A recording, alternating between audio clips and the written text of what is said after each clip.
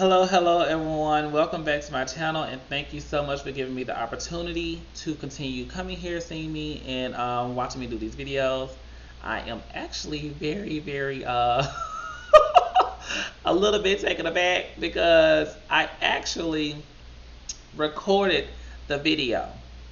I recorded the video already.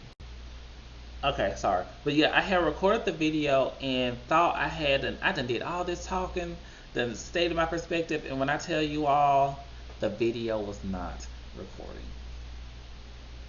At all.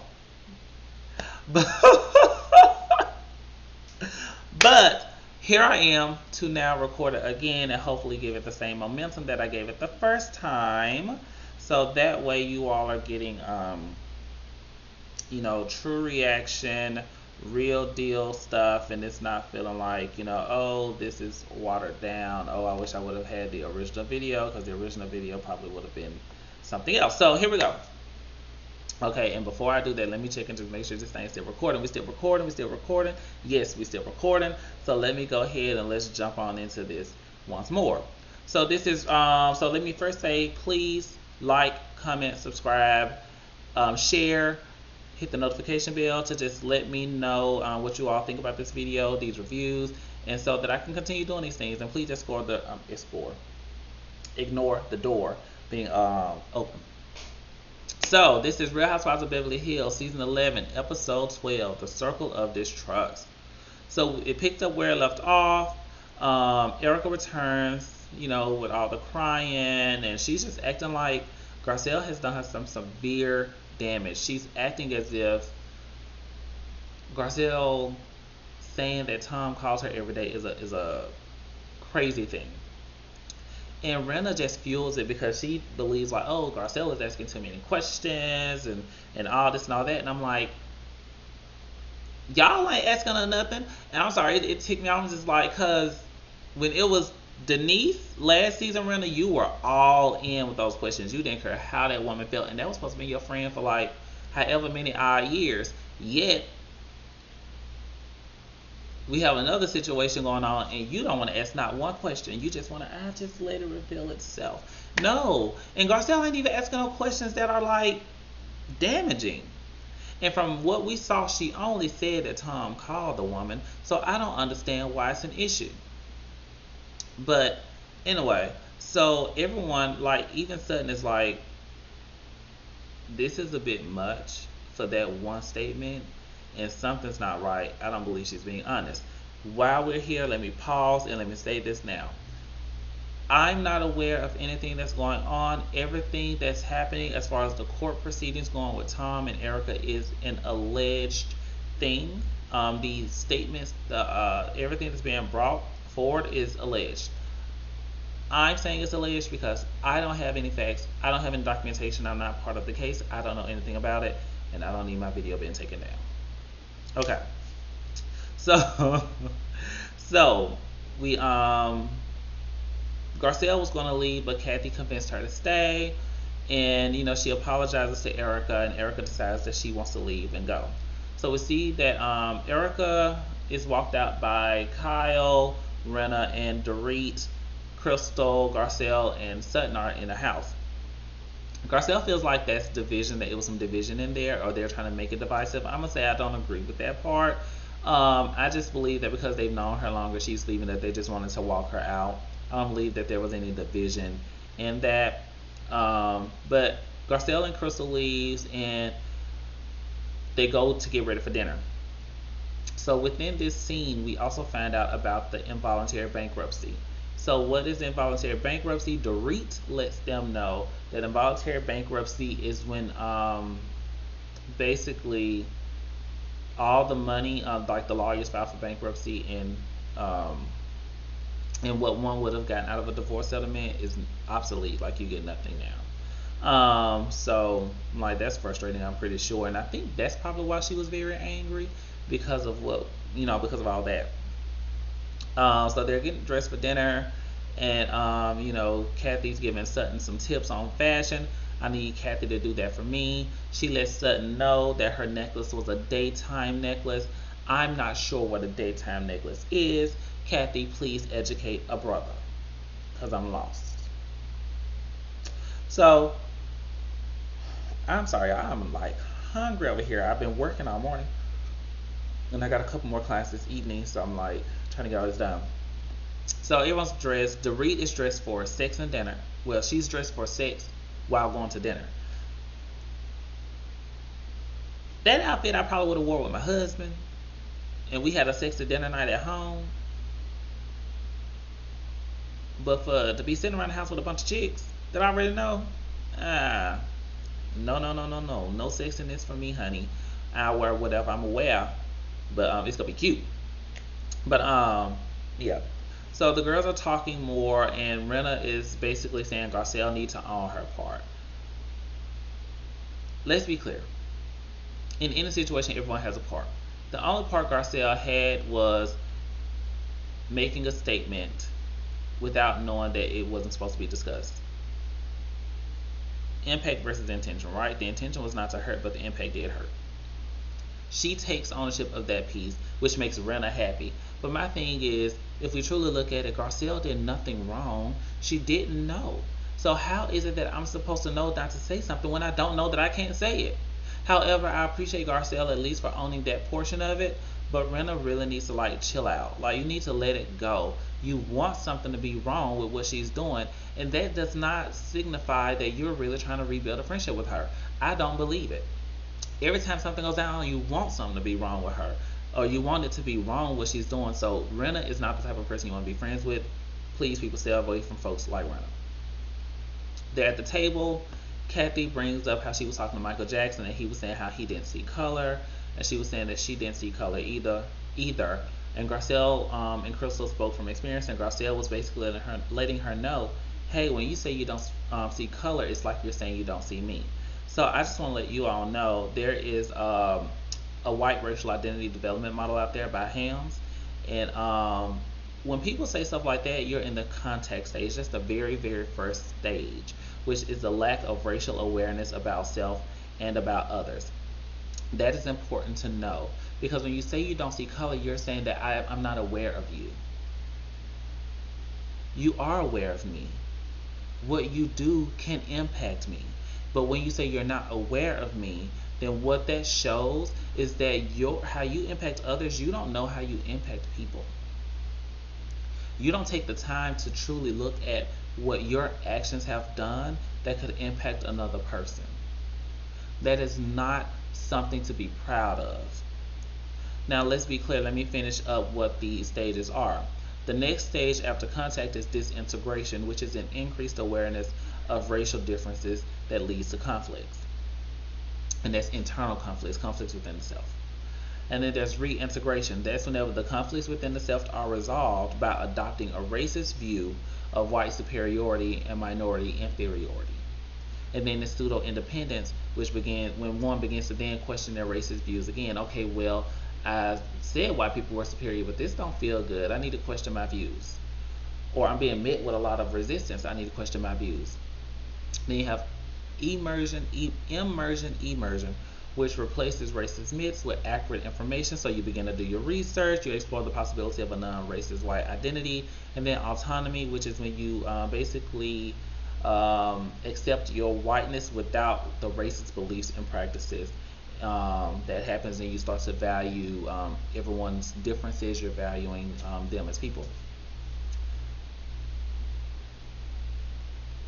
What I'm gonna say is this: at that table, we heard a lot of privilege. You know, Dorit saying she don't have to talk to her child. She, wish people didn't have to talk to their children and everything like that at young ages about differences. And you know how she don't have to do that. But like Garcelle said, I would have to talk to mine.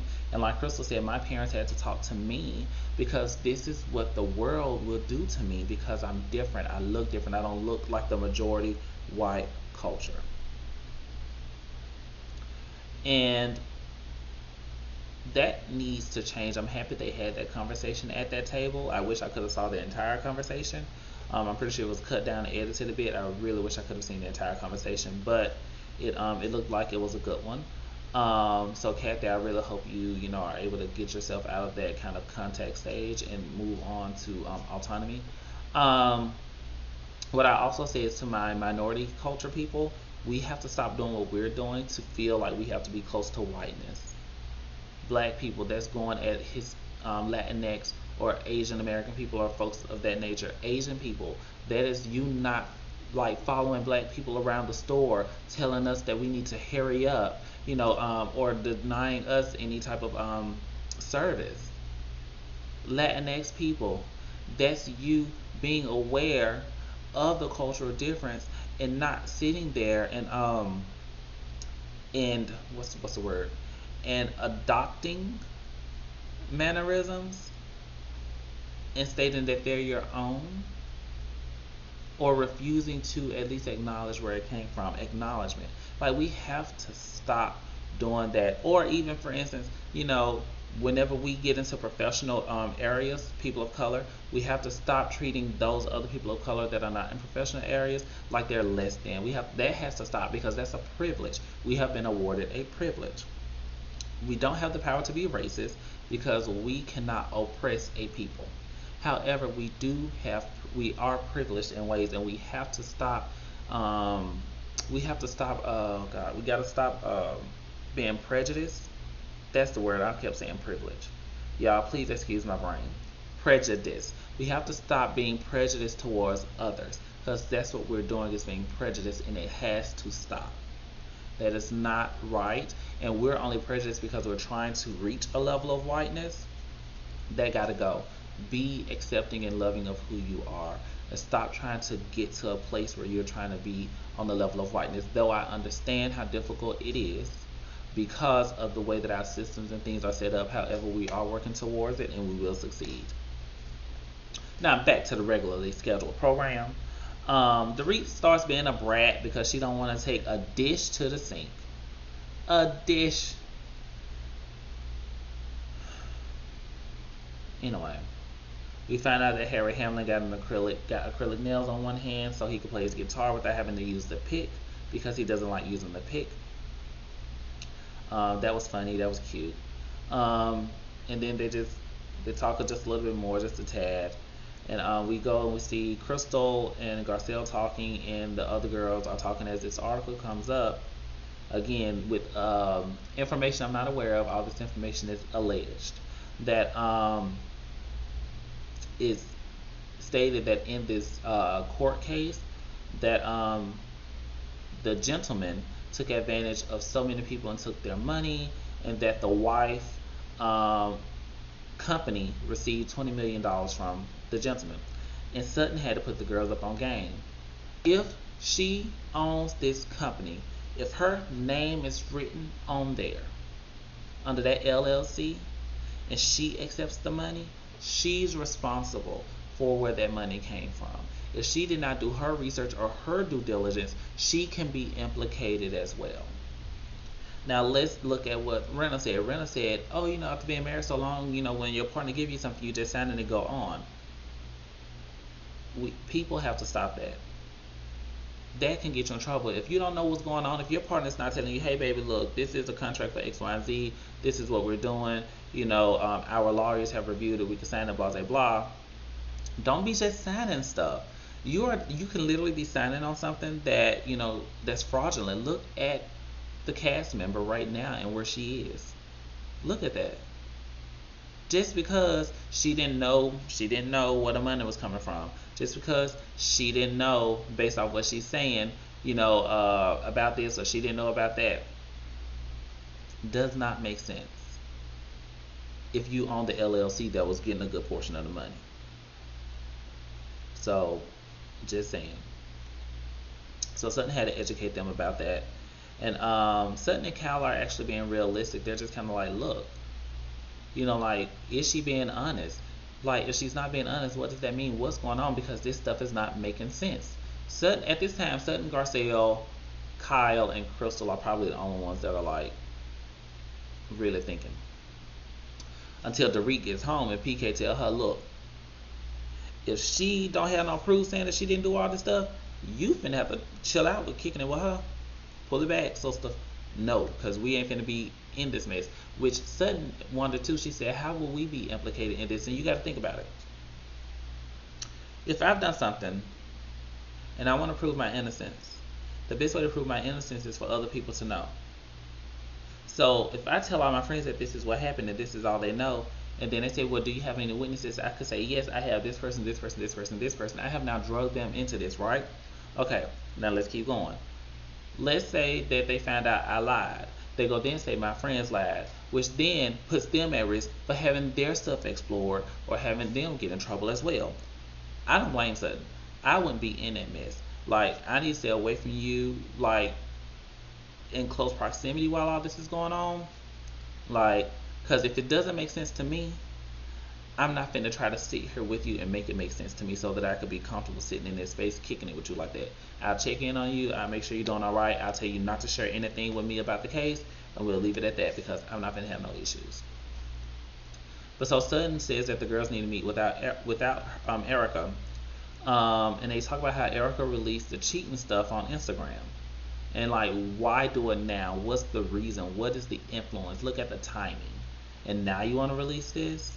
So they're thinking that it's a ploy for her to be believed, because people aren't believing her. So now she's trying to just put stuff out there saying, no, this is the reason why. And they're saying in their mind, if this is the reason why, maybe you should have said that a lot earlier. Because then when all the stuff would have come out, we could have believed you because we would have known something. But you haven't said anything to us, so how can we believe that you're actually telling the truth? So Sutton then says that she doesn't want to be around her. And in this moment, Sutton has built up enough of what we would call idiosyncrasy credits in order to have that position. So idiosyncrasy credits are credits that are built whenever you are in a group and you consistently agree with the group or with the leader for so long that now you can kind of like play devil's advocate. So Sutton is now playing devil's advocate because she has built up enough idiosyncrasy credits to where she can sit and say, hey, I don't think this is factual. I'm gonna do this, y'all might want to do this. Excuse me. So that's very important to recognize. Usually people in groups, especially if somebody that's new in a group, you'll find them agreeing with the group so much that it don't make sense. But then at some point when they start to pivot away from it, it's because they built up enough idiosyncrasy credits to where their point of view now can be taken without it being like looked at crazy. So yeah, that's where we are.